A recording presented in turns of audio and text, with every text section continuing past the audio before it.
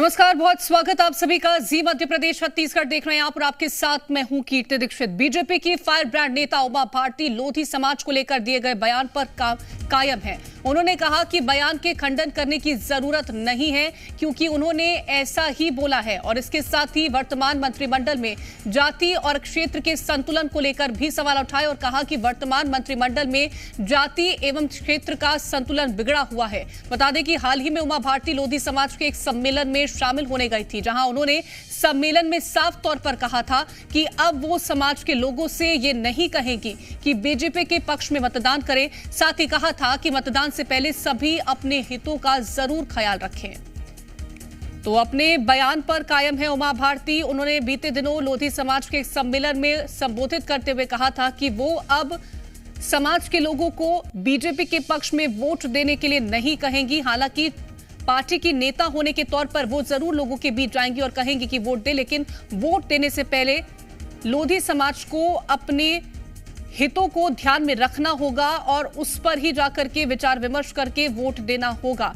तो अपने बयान पर कायम है। उन्होंने कहा कि जो बयान उन्होंने दिया था उसका वो किसी तरह से भी खंडन नहीं करती हैं। उन्होंने कहा खंडन करने की जरूरत नहीं क्योंकि उन्होंने ऐसा ही बोला है और इसके साथ ही वर्तमान मंत्रिमंडल में जाति और क्षेत्र के संतुलन को लेकर भी सवाल उठाए और कहा कि वर्तमान मंत्रिमंडल में जाति एवं क्षेत्र का संतुलन बिगड़ा हुआ है। बता दें कि हाल ही में उमा भारती लोधी समाज के कार्यक्रम में पहुंची थी, जहां पर उन्होंने संबोधित करते हुए कहा था कि कौन हितैषी है इस बात को ध्यान रखना होगा और तभी जाकर के वोट दें। तो ज्यादा जानकारी के साथ जी मीडिया संवाददाता प्रमोद शर्मा जुड़ गए हैं। प्रमोद, उमा भारती ने जो बीते दिनों बयान दिया था उस पर पूरी तरह से कायम नजर आ रही है। उन्होंने कहा कि खंडन करने की कोई जरूरत नहीं है। अब जब सफाई दी है तो एक और देखिए, पार्टी को उन्होंने जो कहा है उससे पार्टी घिर गई है। उन्होंने कहा है कि फिलहाल में मध्य प्रदेश में जो मंत्रिमंडल है वो जातीय आधार पर और क्षेत्रीय आधार पर उतना ठीक नहीं है, बिगड़ा हुआ है, थोड़ा सा डिस्टर्ब है। देखिए, दरअसल पिछले दिनों 25 दिसंबर को भोपाल में एक लोधी समाज का सम्मेलन हुआ था, जिसमें उन्होंने एक स्पीच दी थी लोधी समाज के लोगों की मौजूदगी में। कहा था यदि मैं भी वोट मांगने आऊँ तो भी आप बीजेपी को वोट देने से पहले अपने हित को सोच लेना। जिसने आपका अपमान किया है ये सब सोच के वोट देना। और देखिए, उसके बाद चौतरफा सियासी घमासान पारा चढ़ा था और आज उन्होंने सफाई देते हुए कहा कि 2018 चुनाव के समय जब उनकी सभाएं लोधी समाज बाहुल क्षेत्र में हो रही थी तो लोधी समाज की तरफ से फ़ोन आए थे और कहा था कि यहाँ पर अपनी सभा करने के लिए ना आए उमा भारती। ये लोधी समाज ने कहा था, ये उन्होंने ट्वीट करके साफ किया है और कहा था कि इसकी वजह ये बताई थी लोधी समाज ने कि जो लोकल कैंडिडेट हैं वो ठीक नहीं और उनकी नाराजगी थी। उसी परिप्रेक्ष्य में वो इस सम्मेलन में बोली थी और उन्होंने बहुत कुछ बोला और कांग्रेस पार्टी पर निशाना साधते हुए कहा कि कांग्रेस पार्टी उनके और पार्टी के बीच में ना आए।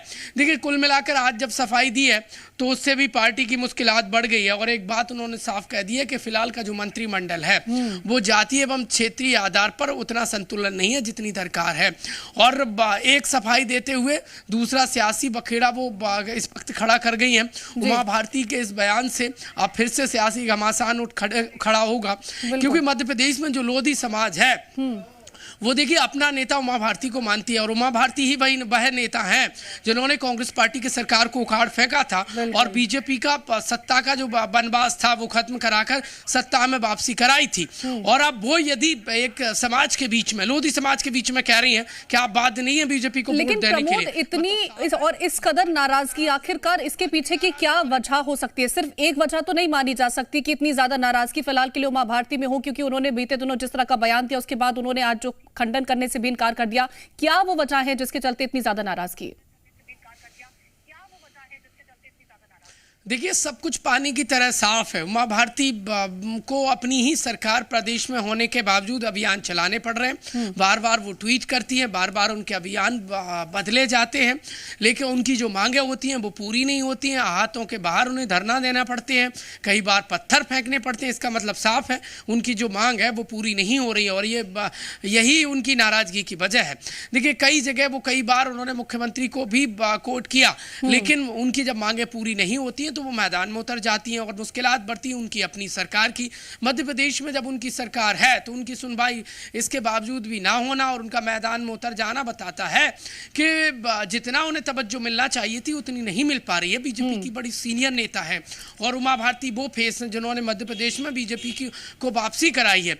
और यदि अब उन्हें ये बीजेपी के लिए कहना पड़ रहा है कि लोधी समाज अपना हित देखकर, अब बाध्य नहीं है वो मेरे कहने पर बीजेपी को वोट देने के लिए, और यदि वो मंत्रिमंडल को लेकर जातीय और क्षेत्रीय आधार पर संतुलित बता रही हैं, मतलब साफ है नाराजगी की पराकाष्ठा और बीजेपी की मुश्किलात बढ़ रही हैं। और देखिए बड़ी जमीनी पकड़ रखती है उमा भारती, और यदि वो ये बात कह रही है मतलब साफ है तो लोधी समाज का प्रतिनिधित्व करती हैं और कहीं ना कहीं बहुत ज्यादा मजबूती उनकी तरफ से पार्टी को मिलती आई है, लेकिन उस तरह की नाराजगी कहीं ना कहीं बड़ा नुकसान भी साबित हो सकती है बीजेपी के लिए। तमाम जानकारी प्रमोद पहुंचाने के लिए आपका बहुत शुक्रिया।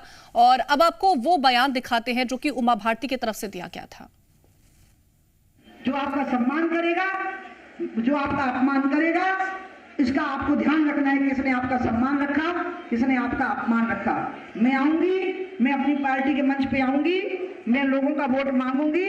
मैं वोट में कभी नहीं कहती हूँ कि लोधी हो तुम भाजपा को वोट करो, नहीं, मैं तो सबको कहती हूँ, तो मैं सबको कहती हूँ कि आप भाजपा को वोट करो, क्योंकि मैं तो अपनी पार्टी की निष्ठावान सिपाही हूँ। लेकिन मैं आपसे थोड़ी अपेक्षा करूंगी कि आप पार्टी के निष्ठावान सिपाही होंगे, नहीं, आपको अपने आसपास के हित देखना है, क्योंकि आप पार्टी के कार्यकर्ता अगर नहीं है और अगर आप पार्टी के वोटर नहीं है तो आपको सारी चीजों को देख करके ही अपने बारे में